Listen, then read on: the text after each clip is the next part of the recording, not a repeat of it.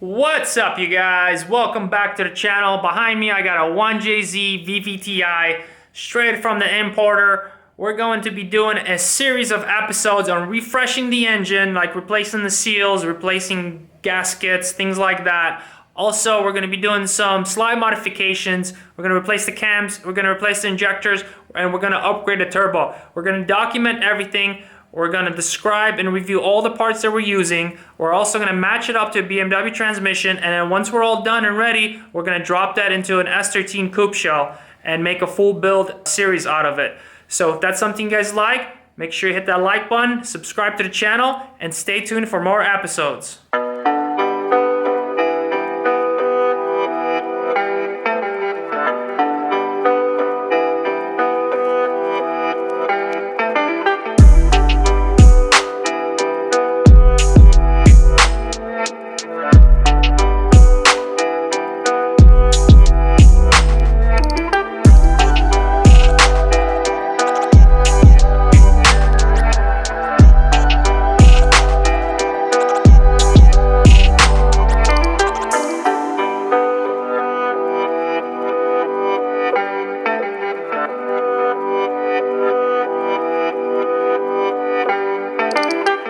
So before even starting this video, I already jumped into it and I removed the engine harness and all the hoses that have been cut. These things usually come cut from the importers because the way they take them out of the vehicles, they just cut everything real quick to make it easy. They pull the engine out, they put it in a container, and they ship it over. Also, since we're going to be using a standalone, we're not going to be using the stock harness. It is cut, so it'll be really hard to try and make it work with the ECU. So we're going to completely get rid of that. Most of these engines, if not all, come with an AC system that's bolted on right here.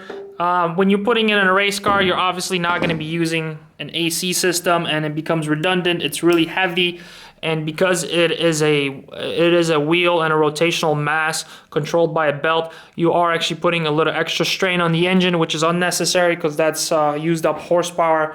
So first thing we always do is we get rid of that.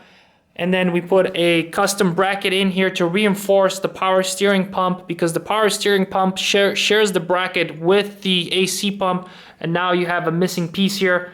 So we're going to put a bracket on here that's available, which we're going to mention later, and we're going to put a link in the description for it, that attaches from here to here, eliminates the AC pump, and then we're going to use a different size belt to reroute everything to work without that pulley right here. The big thing with JZs is cooling. When you drop them into 240s, you don't have a lot of room for the radiator, and putting a radiator in the back of the car is very expensive. So a lot of guys run into the issue of actual overheating. 2-3 laps in, the car's hot, you have to pull over, you have to do a cool down lap and whatnot. So it's really important to make the cooling system on JZs as efficient as possible. What I mean by that is eliminate the unnecessary things being cooled, like the throttle body. The oil cooler is now going to be separate from the cooling system itself. That way it's just being air cooled, it's not being water cooled like the factory JZs.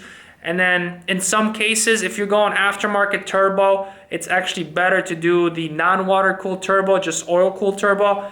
This way you're not putting extra strain on your cooling system and bumping up the cooling temperature of the engine. So we're going to be modifying this cooling system. We're going to be getting rid of the cooling system for the throttle body. We're going to be getting rid of the cooling system for the oil filter oil cooler, because we're going to be running an external oil cooler in the car once it's all installed. Also, since the vehicle is not going to have a heater core, we are going to be rerouting one of these outlets that comes from the head. And then we're actually going to get rid of this entire cooling system hoses, eliminate them, simplify them, and just keep the cooling system for the turbo. We're also going to upgrade the injectors. They're very easy to replace. You don't have to upgrade your fuel rail. We're going to put 1000cc injectors in here. And then once we remove the valve covers, we're going to remove the cams. We're going to replace them with upgraded cams. And then while we're there, we are going to replace the valve guide seals. These engines, they're anywhere from 15 to 25 years old. Valve guide seals are a typical thing to wear on any engine. Now is a perfect time to replace them. Also, as I mentioned, we are going to be adapting a BMW transmission into this. As most of you may know, a Toyota transmission such as R154 is very expensive. It is not the best alternative anymore because they've become so expensive. Some people use CD09 transmissions, which are out of a Nissan 350Z. Those are okay. You still have to do a lot of custom work and use a lot of custom parts to make it work. And they're very long and they're kind of heavy and the gears are not the greatest. So what we're going to be using is we're going to be using a ZF transmission out of a E46 BMW.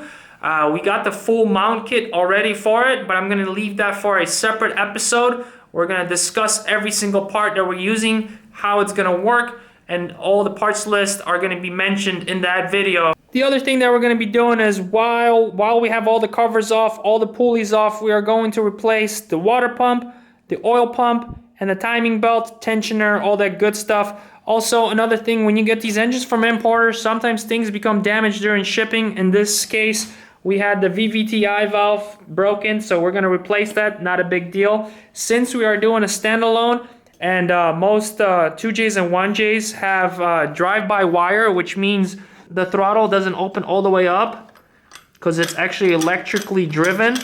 We are going to do a modification to this throttle body where we're going to eliminate that, and it's going to be full mechanical. That way the gas pedal is going to control everything. Once the engine is ready to be dropped in the car, we're going to go over all the bolt-on pieces that we purchased to make it work in a 240SX, such as the downpipe, exhaust, mount kit, a radiator setup, intercooler setup, oil cooler, power steering cooler, fuel line system, etc. So once again, if that's something that you're going to be going through with your own project, or that's just something you're interested in to see if that's something you want to get into with your car, go ahead and hit that subscribe button, hit the like button, hit the notification button. Like I said, it's going to be a series of videos over the next couple weeks, so I want you guys to check it all out and let me know what you think. Comment down below with any questions. I'll be more than happy to answer them. That's pretty much it for this episode. I hope you guys like it, and I hope you guys subscribe, and I'll see you in the next one. Peace.